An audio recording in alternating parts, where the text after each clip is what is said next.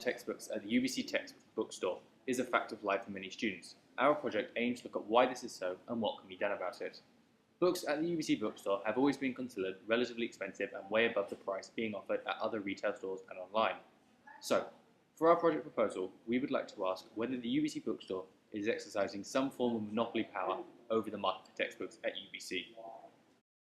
It is often said that students at UBC spend between $700 and $1,000 for a textbook every year.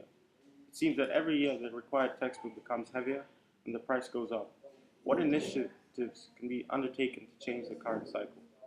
We believe that an intervention into lowering the costs of textbooks at UBC will mean more students will buy textbooks from the bookstore, professors can use more textbooks in order to facilitate learning, and enable more lower-income families to go to university. One of the effects of the bookstore lowering prices is that it should increase competition between it and other retailers. In addition, increased business from students and profs as the lower prices increase demand. As a result of lower prices, professors have more incentive to create customized course materials over a standard textbook.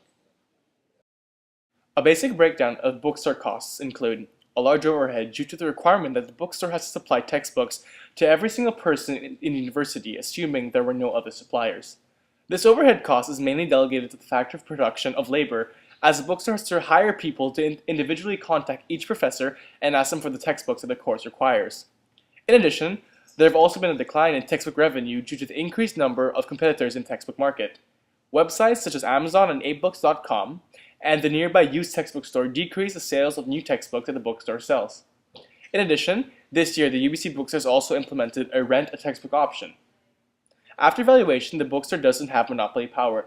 Therefore, our policy decision is that we recommend the bookstore cut labor costs, the UBC dividend, and UBC implements a price ceiling on the profit for the private company that owns the bookstore. And in addition, they must improve the communication between professors and the bookstore. After a 2-year trial period to see the effects on financials and students, if no difference is seen, then the policy implemented should be reversed. However, if the lower prices result in an increase in the bookstore's sale of textbooks, then the policy should be sustained with a reevaluation every 3 to 5 years to ensure continued success.